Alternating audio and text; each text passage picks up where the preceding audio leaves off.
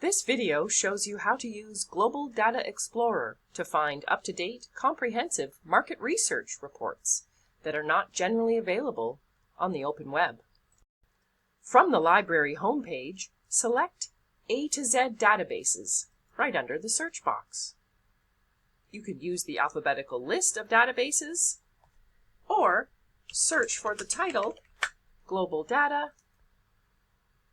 and select Global Data Explorer.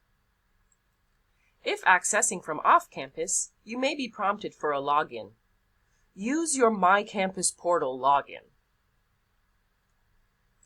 Now, enter the keywords for your topic and hit search.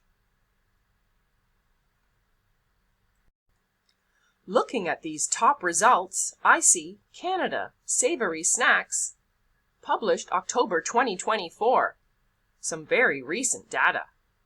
I can download the PDF or view it online by clicking the title. In this report, we can see market value and volume, growth and projections, market segmentation, distribution channel, major players, and much more. Graphs and charts are also included. To find more useful reports, return to the platform main screen and try some new keywords.